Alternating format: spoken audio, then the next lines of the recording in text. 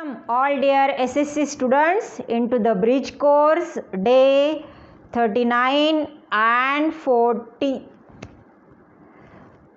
Friends, in the previous video we have learnt the technique of paraphrasing. Today also we are going to learn a skill of constructing different sentences. So, what are these skills? काय बरं आहे, आज आपण कोणतं कौशल्य आत्मसात करणार आहोत? This is our learning outcome or this is our competency statement 19 to enable the students to comprehend the structure of a sentence, to enable the students to identify the types of clauses. In the previous videos we have seen in a shortcut way about these constructions, about these structures of sentences, or about the clauses, information about the clauses, types of clauses. Instructions for students. Students will try their best to identify sentence structures. Students will try to identify the main clause and the subordinate clause. Both are there in a same sentence. And students will try to form sentences of their own after their concepts are clear. This is the learning activity. Let's see what is it. A clause. What is a clause? A clause is a group of words that contains a subject and a predicate. म्हणजे या वाक्याच्या तुकड्यामध्ये एक कर्ता आणि क्रियापद असतं आणि त्याला अर्थ असतो. थोडासा the subject of a clause may be expressed or understood. काही वेळेला तो सब्जेक्ट आपल्याला व्हिजिबल असतो, दिसतो, आणि काही वेळेला तो असतो पण तो वाक्यामध्ये मेन्शन केलेला नसतो. There are two types of clauses. The main clause म्हणजे जो इंडिपेंडंट क्लॉज त्याला पण म्हणतात किंवा मेन क्लॉज पण म्हणतात.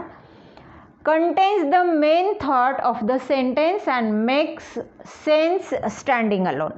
हा जो मेन क्लॉज असतो हा आपण तो म्हटला, लिहिला किंवा उच्चारला तरी त्याला त्याचा स्वतःचा थोडाफार अर्थ असतो. हा मेन क्लॉज जो असतो त्याला. For example, I spoke to the teacher. I spoke to the teacher who is in charge. आता ह्याच्यामध्ये मेन क्लॉज पण आहे आणि ह्याच्यामध्ये सबऑर्डिनेट क्लॉज पण आहे. आणि हे जे दोन्ही क्लॉजेस आहेत ना, हे विद्यार्थी मित्रांनो WHO, हू या WH शब्दाने जोडलेले आहेत. मग ह्यातला मेन क्लॉज कोणता? तर I spoke to the teacher. I spoke, I हा कर्ता आहे म्हणजे सब्जेक्ट आणि स्पोक हे व्हर्ब म्हणजे प्रेडिकेट, म्हणून हा मेन क्लॉज आहे. I spoke to the teacher, मी शिक्षकांशी बोलले किंवा मी शिक्षकांशी बोललो. हू इज इन चार्ज, की जे त्या विभागाचे प्रमुख आहेत, की जे मी शिक्षकांबद्दल जास्त ओळख दिली, ज्या शिक्षकांशी मी बोलले त्यांच्याबद्दल जास्त माहिती दिली. म्हणून हा जो हू पासून पुढचा अंडरलाईन केलेला आहे तो ॲडजेक्टिव्ह क्लॉज आहे, म्हणजे तो सबऑर्डिनेट क्लॉज आहे. त्याला स्वतःचा अर्थ नाही, तो अर्थ पूर्ण करण्यासाठी अवलंबून राहतो मेन क्लॉजवरती. असं दुसरं वाक्य बघा. The dog that was spotted chased me across the road. The dog chased me across the road. The dog हा सब्जेक्ट झाला, chased हे प्रेडिकेट झालं, म्हणून ह्याला स्वतःचा अर्थ आहे की माझा पाठलाग एका कुत्र्याने केला. The dog chased me. The dog that was spotted chased me across the road. म्हणजे जो कुत्रा जो निदर्शनास आणला गेला त्या कुत्र्याने माझा पाठलाग केला होता. म्हणजे कुत्र्याबद्दल अजून जास्त माहिती दिलेली आहे. The dog that was spotted, म्हणून हे दोन्ही पण आहेत ना, हे दोन्ही पण ॲडजेक्टिव्ह क्लॉजेस आहेत. म्हणजे एक्झाम्पलमध्ये दिलेले दोन्ही क्लॉजेस हे ॲडजेक्टिव्ह, हे जे सबऑर्डिनेट क्लॉजेस आहेत हे ॲडजेक्टिव्ह क्लॉजचं फंक्शन करत आहेत. Okay, let's see the B part. A subordinate clause म्हणजे काय, म्हणजे डिपेंडंट क्लॉज त्याला म्हणतात. हा इंडिपेंडंट, हा दुसरा dependent. It cannot make sense standing on its own. ह्याला स्वतःचा असा स्वतंत्र अर्थ नसतो. हा अर्थ पूर्ण करण्यासाठी अवलंबून, परावलंबी असतो. To make a sentence a subordinate clause must be added to the main clause. आता जर आपल्याला एक कंपाऊंड सेंटेन्स पाहिजे असेल तर आपल्याला मेन क्लॉजमध्ये सबऑर्डिनेट क्लॉज ॲड करावा लागतो. ओके, आणि एक मोठं अर्थपूर्ण वाक्य तयार होतं, म्हणजे जे जास्त अर्थ कॅरी करतं, वाहून नेतं. Okay, see I saw the cat. आता आपण सबऑर्डिनेट क्लॉजेस बघूयात. I saw the cat when I reached home. आता आय सॉ द कॅट हे वाक्य, ह्याला स्वतःचा अर्थ आहे, म्हणजे हे मेन क्लॉज आहे. आय करता आहे आणि सॉ हे म्हणजे सब्जेक्ट आय आणि सॉ हे predicate. When I reached home म्हणजे मी जेव्हा घरी पोहोचले तेव्हा मी मांजरीला बघितलं. म्हणजे व्हेनपासनं हा सगळा जो आहे हा ॲडवर्ब क्लॉज आहे. आणि तुम्हाला माहिती आहे ॲडवर्ब क्लॉज आपण शिकलो आधीच्या व्हिडिओमध्ये की व्हेनपासनं जो क्लॉज सुरू होतो तो ॲडवर्ब क्लॉज ऑफ टाईम असतो. Adverb clause of time. दुसरं वाक्य बघूया. They went to the store. They went to the store हा मेन क्लॉज आहे की ते स्टोअरला गेलेत, ते स्टोअरमध्ये गेलेत. So they could bye chocolates म्हणजे त्यांनी एक कृती केली. का केली तर त्यांना ते स्टोअरमध्ये गेलेत. का गेलेत, कारण त्यांना चॉकलेट्स विकत घ्यायचे होते. म्हणजे हा ॲडवर्ब क्लॉज ऑफ रिझन आहे. Adverb clause of reason. Subordinate clauses add information to a sentence and function in the same way as noun clause or as adjective clause or as an adverb clause. म्हणजे subordinate clauses हे 3 प्रकारचे role करतात. म्हणजे subordinate clause हे triple role करतात. जसं double role असतो सिनेमामध्ये तसे हे ट्रिपल रोल करतात. कधी ते नाउन क्लॉज असतात, कधी ते सबऑर्डिनेट क्लॉजेस ॲडजेक्टिव्ह क्लॉज असतात, तर कधी ते ॲडवर्ब क्लॉज असतात. आता आपल्याला तिन्ही वाक्य नाउन क्लॉज, ॲडजेक्टिव्ह क्लॉज आणि ॲडवर्ब क्लॉज इथे दिले आहेत बघा.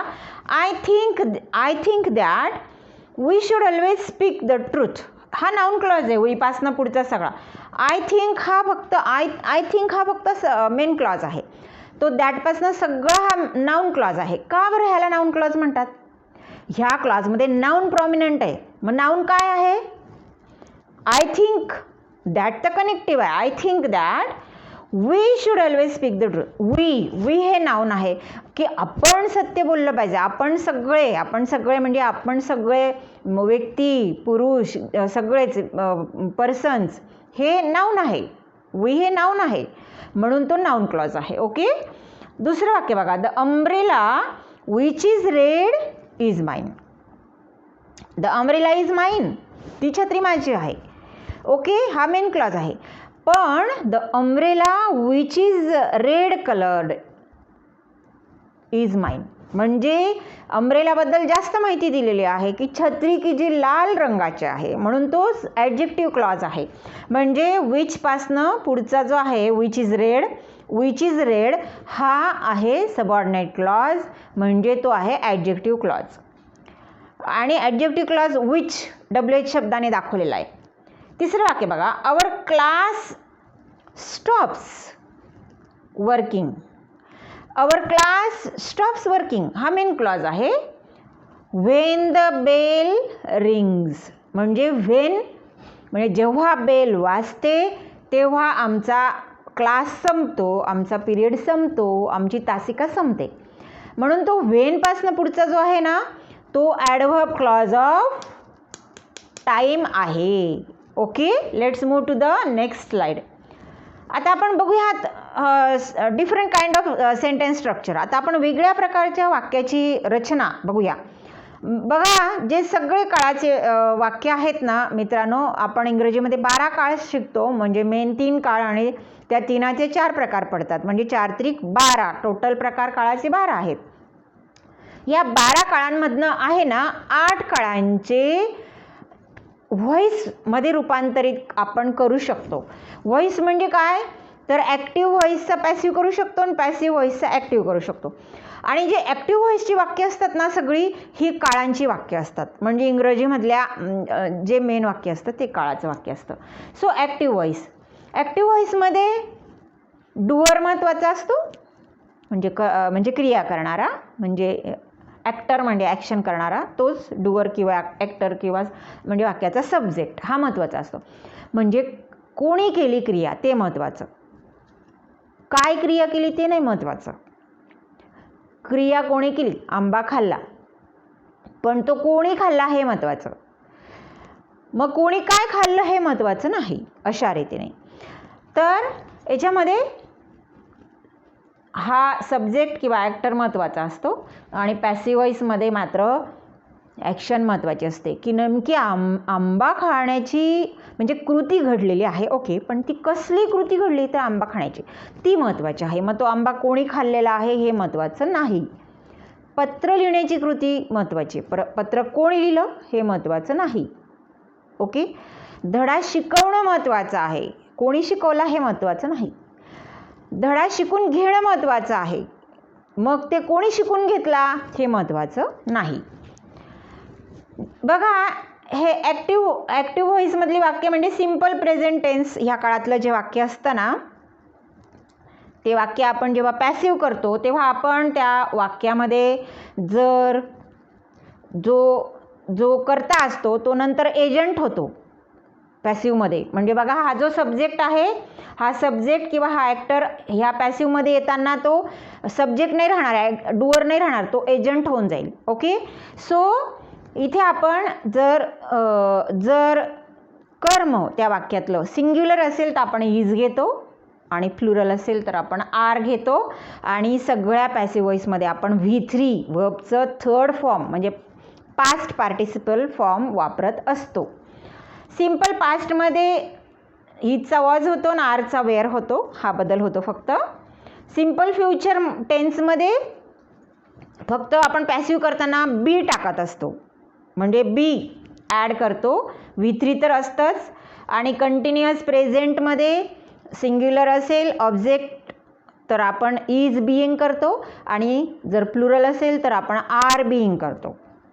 आणि सिम्पल कंटिन्युअस पास्टमध्ये फक्त इज बिईंगचा वॉज बिईंग होतो आणि अनेकवचनी असेल आर बिईंगचा वेअर बिईंग होतो.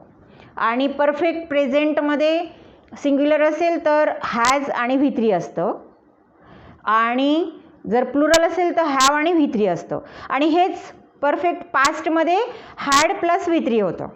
म्हणजे सिंग्युलर असू द्या का प्लुरल असू द्या, सगळ्या वाक्यांमध्ये हॅड येणार आणि V3 येणार सगळीकडे परफेक्ट पास्ट टेन्समध्ये.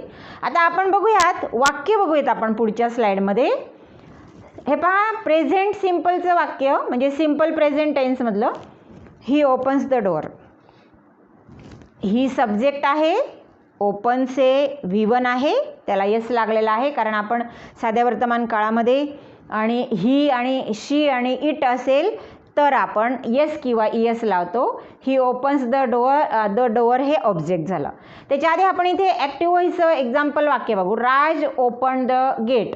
आता राज हा सब्जेक्ट आहे, ओपनड हे मात्र V2 आहे म्हणजे सिम्पल पास्ट आहे.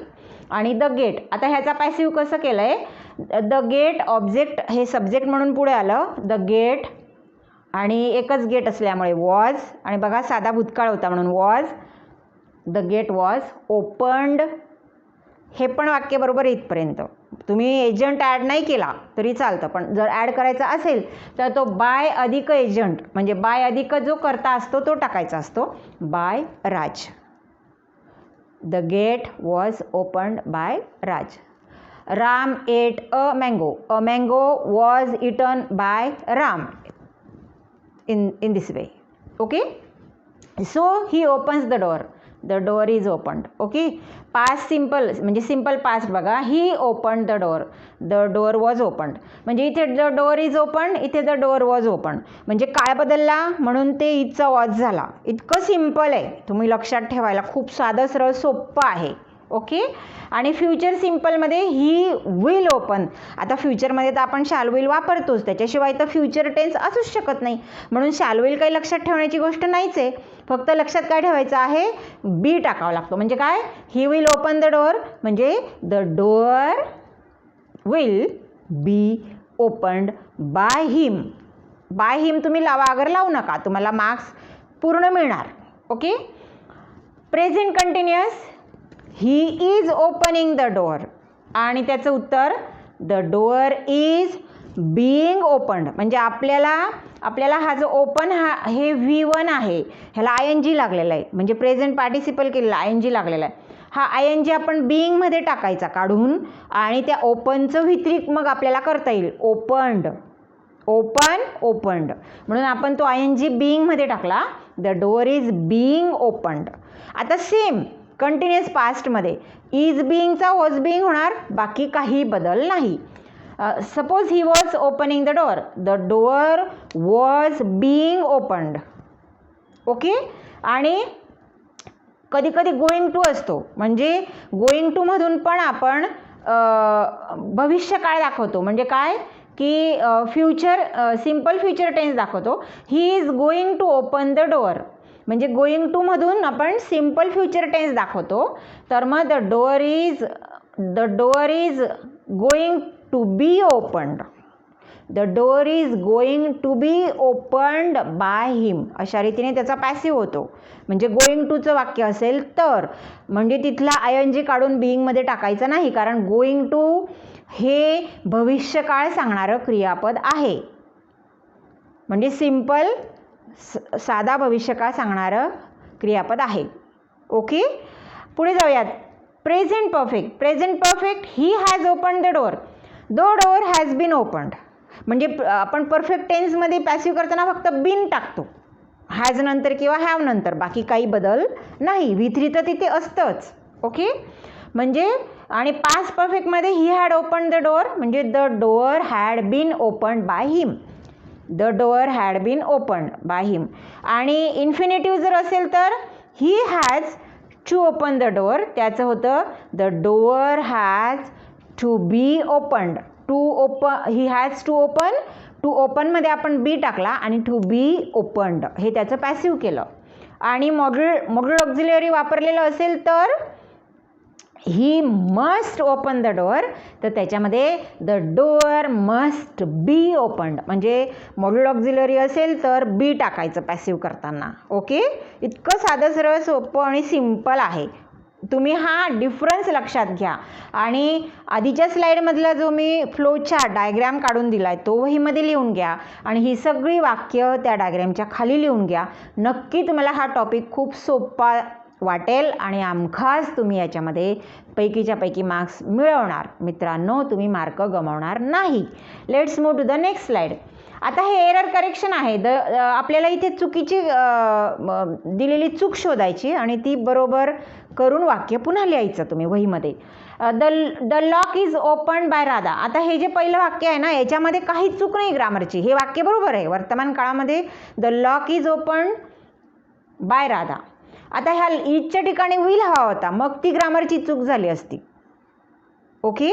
तर हे वाक्य बरोबर आहे. आणि इथे करेक्शन करून दिलं आहे was, the lock was open by Radha, ते पण वाक्य बरोबर आहे. म्हणजे भूतकाळामध्ये राधाकडून दरवाजाचं लॉक उघडलं गेलं आणि वर्तमान काळामध्ये राधाकडून डोअरचं लॉक उघडलं गेलं. दोन्ही वाक्य ग्रामरमध्ये बरोबर आहेत. त्याच्यामध्ये इथे एरर मिस्टेक नाही मित्रांनो. पण let's move to the second. A cat have. आता एकच कॅट आहे तर आपण हॅव हा अनेकांसाठी वापरतो, म्हणून इथे एरर काय आहे, हॅवच्या ऐवजी हॅज पाहिजे. ओके. इथे उत्तर दिलं आहे. Those robots were. आता वेअर आहे म्हणजे पॅसिव्ह व्हॉइस आहे, तर इथे मॅन्युफॅक्चर्ड म्हणजे V3 पाहिजे. ही V3 नाही आहे इथे, म्हणून ही एरर आहे. उत्तर दिलं आहे वेअर मॅन्युफॅक्चर्ड. Are animals. आता आर म्हणजे परत पॅसिव्ह व्हॉइस आहे, म्हणजे मग इथे V3 पाहिजे. आर ॲनिमल्स लव आहे तर लव नको, लव्ड पाहिजे. इथे दिलेलं आहे बघा, loved by children. Are animals loved by children. Yes. आणि last sentence, good news are expected by us. आता गुड न्यूज म्हणजे न्यूज शेवटी यस असला तरी ती बातमी एकच आहे. न्यूज म्हणजे काय की नॉर्थ, एन म्हणजे नॉर्थ, ई म्हणजे ईस्ट आणि डब्ल्यू म्हणजे वेस्ट आणि एस म्हणजे साऊथ, चारही दिशांकडून जे एकत्र येतं ती म्हणजे न्यूज म्हणजे बातमी. तर ती एकवचनी आहे म्हणून इथे आहे न्यूज आर नको, गुड न्यूज इज पाहिजे. इथे उत्तर दिलंय. ही पण सेंटेन्सेस तुम्ही आपल्या वहीमध्ये कॉपी करा. And let's move to the next slide. Homework.